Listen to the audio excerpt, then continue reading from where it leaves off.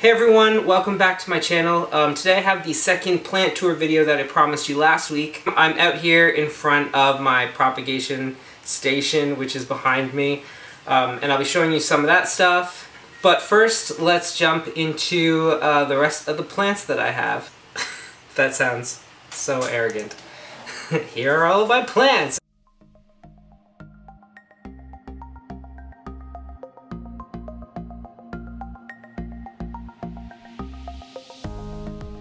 So we're starting the video off with one of my new favorite plants. It's a philodendron Xanadu.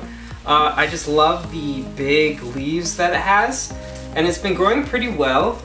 It lost some volume, some of the leaves near the bottom died, but it has all of this new growth, and yeah, I just really like it. I love how big and lush it looks, and just the leaves look so tropical. I just really like it.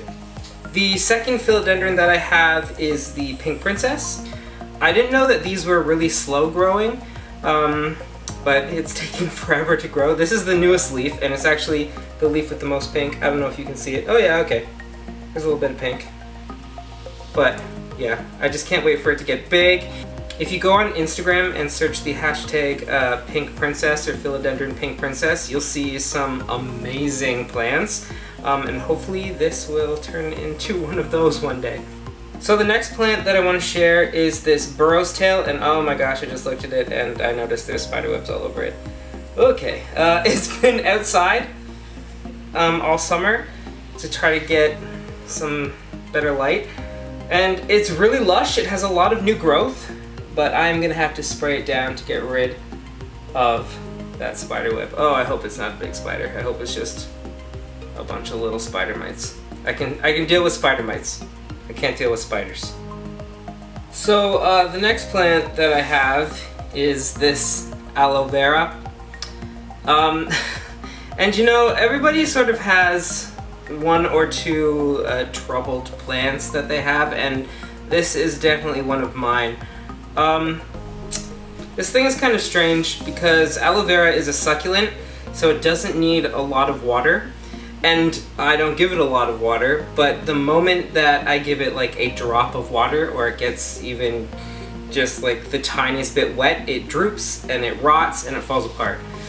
So, like, I don't know if I'm just not supposed to water it ever or what. Like, it's been the summer months and I've watered it maybe 2 or 3 times and it's still droopy and squishy, and I don't know, once this dies, I think my experimentation with aloe vera is done.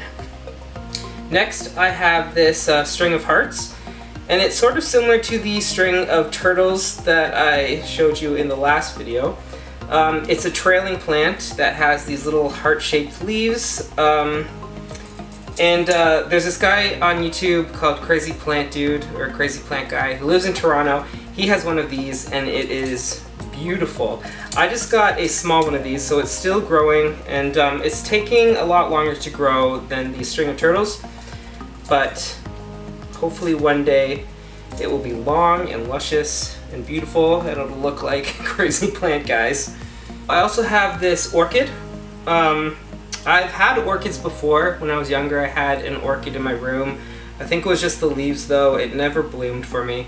But I got this one on sale at a grocery store. It's just like a regular orchid. I gotta do some research on orchids. My friend Alex has an orchid, and she could never really keep anything alive, but she had this orchid and it was doing really well, and so I kept throwing more plants at her, and now she's a plant mommy herself. Orchids, there's a lot of different care tips and stuff, so eventually I would like to do a video just on orchids to kind of share tips with you all about them. So speaking of my friend Alex, she and her husband Josh got me this bromeliad. I think it was for house sitting. I house sat for them earlier in the summer. They have one of these, and it has a whole bunch of babies, and it's incredible.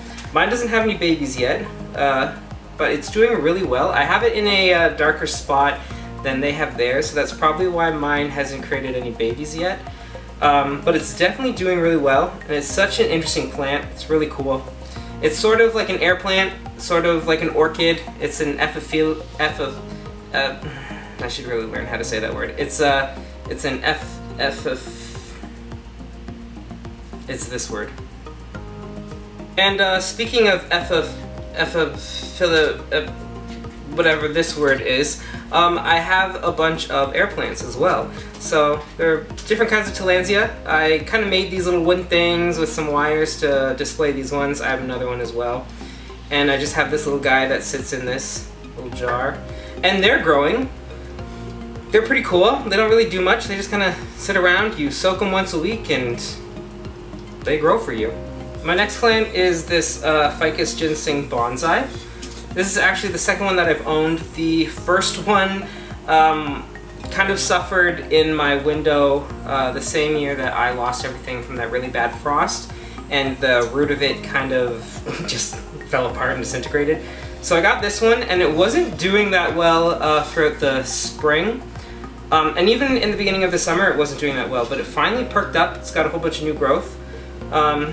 Yeah, hopefully I can keep this one alive, keep it out of the window during the winter, even though it needs a lot of light and a lot of water. My next plant is this Roeo. I think that's how you pronounce that. It's also called a Moses in the Cradle, I believe. This was one of the first plants that I got. It has these like really cool purple leaves, at least it's supposed to, but this one really, I don't know if it's not getting enough light because it's stretching out and stuff. And it's kind of really ugly. So I don't really know what I'm gonna do with this one, if I'm gonna cut it back or try again, or maybe I'll give it away. I don't know. It's interesting, but it's not interesting enough. So next we have one of my favorite plants, Pothos. Pothos are one of my favorites because they're really easy to grow. They grow really fast, and they can get really lush and viney and make your room look like a jungle, and that's exactly what I'm going for. This type is a marble queen, so it's got a lot of white variegation.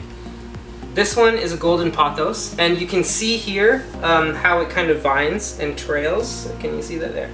I have this growing up against the wall in my room, so the leaves are getting pretty big. This was the first pothos that I got, and I really like it a lot.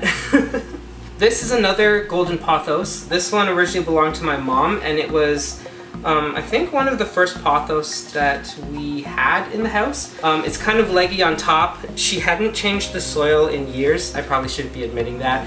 But she hadn't changed it in a really long time, so she gave it to me to kind of just have, and I replaced it with a Marble Queen pothos of her own.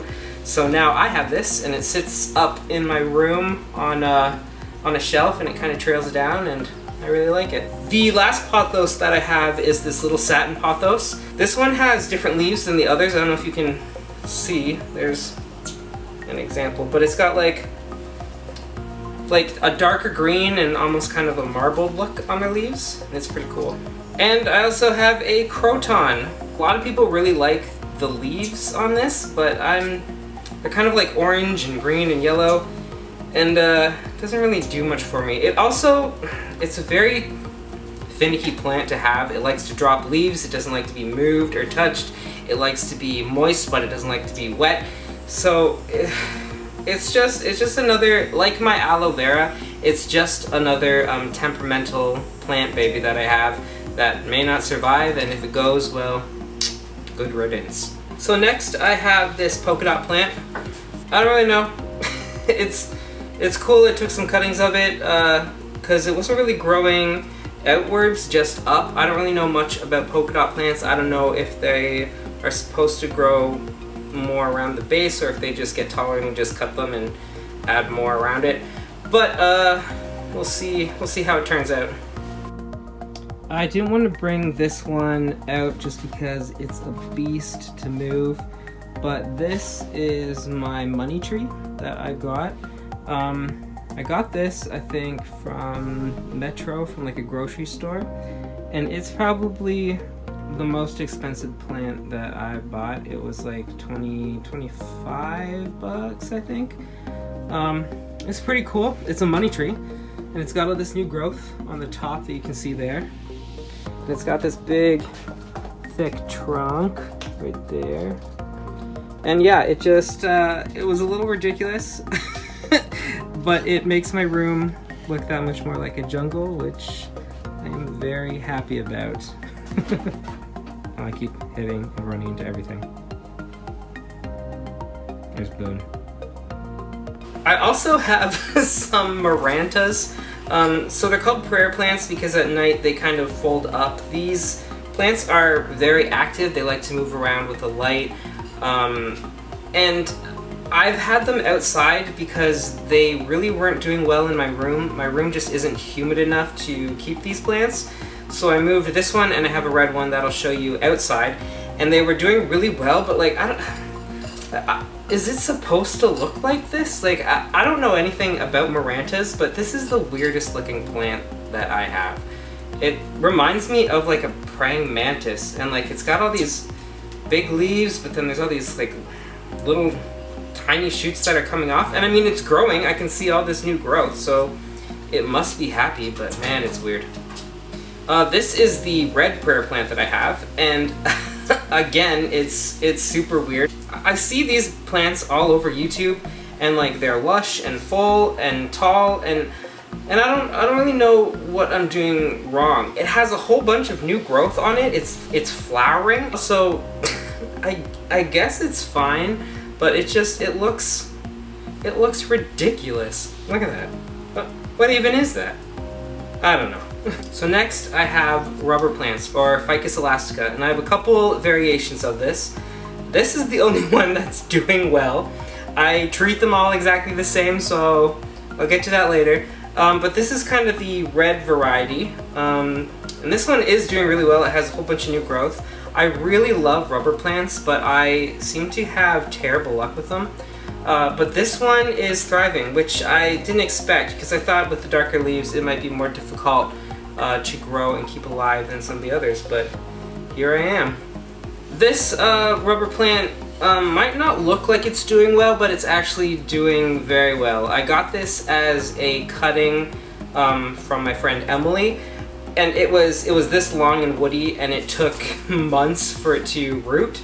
It finally did, and I put it in here, and it's finally got all this new growth. So it is doing well. It likes where it is. It's getting enough light. It's getting enough water.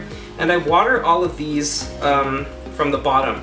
So I don't put water in the top. I just put water in the basins. And it seems to be working. I was watering them from the top before, and they didn't like that. So I guess rubber plants prefer to be watered from the bottom. This is my saddest rubber plant. My sister has one of these, and it looks so nice, and it's huge and lush, and it's constantly growing, and mine just keeps losing leaves, and I don't know why. I'm not doing anything different. I'm probably watering it better than she's watering hers, because let's be honest. But like, when I first got this, it had so many leaves, and you can actually see on the stem, I think maybe, like where all these leaves were that just happened to fall off. And it doesn't have any new growth. It rarely gets any new growth, so I don't know. Ficus elastica people out there, hit me up, because clearly I don't know what I'm doing with these. So next I have some Dracaenas. They grow really tall. They kind of look like miniature palm trees, so eventually this stalk will grow really tall. It'll lose some leaves, and then this will just be the top of it, but that won't be for a while. So I have this one, which is a Marginata tricolor. I think that's what I wrote down there. So there's two in here. They haven't really grown much since I got them, but they haven't died either, so. This is another Dracaena that I have. I didn't know what this one was, so I just called it a Dracaena Marginata. So you can kind of see, this one's like an older one and a bigger one. It's growing a new shoot here, and it'll keep growing, and every time you cut one of these off, it will grow two more stalks, sort of like this, or 2 or 3 more. So we'll see how this grows. I'll maybe add more as it gets taller and bigger, but yeah, it's just a little guy right now. And this is my favorite Dracaena of the bunch that I have. It's really compact, and it has this red tint to the leaves, which I really like. This one actually sits on my desk right beside my fish tank, because I just love looking at it all day long. It's so cool. The wood is so dark, the leaves are so dark. It reminds me a lot of Halloween. And for all of you World of Warcraft nerds out there, it reminds me of Drustfire, and I really like that. In addition to all of those indoor plants, I also have quite a few different cactuses and succulents. I've been keeping them outside, well, some of them outside, just so they can get a lot of light and grow quite a bit. I got this fairy castle cactus earlier this summer, and it's seen a lot of growth actually. So yeah, I typically don't have many succulents. I have had succulents in the past, but I've kind of learned that I can't really keep them. Where I live in Canada, we don't really get enough light during the winter to keep them, and I'd have to keep them under like a grow light. And you know what? I just don't care that much for succulents to keep them under a grow light. But yeah, I have all these little cactuses. I just got them at Walmart and stuff, and they're really cute. So hopefully they grow and become huge, gigantic monsters. So last but not least, we have the incredibly popular Pilea pepperomioides. I can't say this word. Pepperomioides. It's a Pilea. I am very proud of this one. When I first got it, it was really small. It was probably the size of this offshoot. I don't know if you can see that. There's it's got a baby right now, and it was probably just a little bit bigger than this baby. And in a couple of months, it sprouted up, and it's so big and it's so huge. When I first got it, it had 3 or 4 little tiny pups around it as well. And this is the one I kept for myself. They're incredibly unique. They have these like round lily pad leaves that are so cool. And they're just like a really fun plant. I don't know, I really like the Pilea pepperomioides.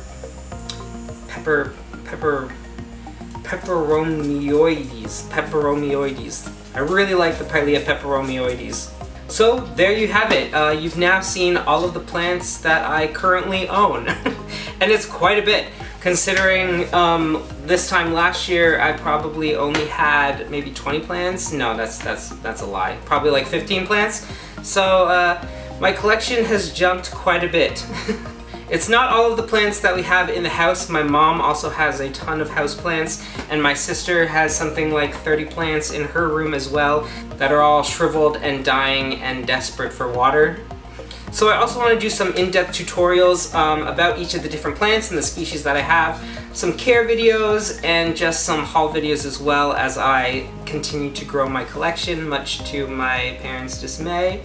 But next week I have a kind of different video for you all. I'm still talking about plants, but it's about aquascaping instead of indoor houseplants. So thank you again for watching. As always, you can find my social media links in the description below. Down below you can also find the link to my fantasy novels that are out on Amazon. The series is called A Chronicle of Crowns. It's a fantasy series. The first 3 books in the series are out, and I'm currently working on the 4th. A little bit, but I lost all my notes. I lost my project Bible, so I've had to kind of redo that. But again, thanks for watching. If you like this video, please like and subscribe. I'll have videos like these coming out every week, generally with content like this, but with some other stuff thrown in every once in a while. And yeah, see you in the next one. I probably didn't say that right, but whatever.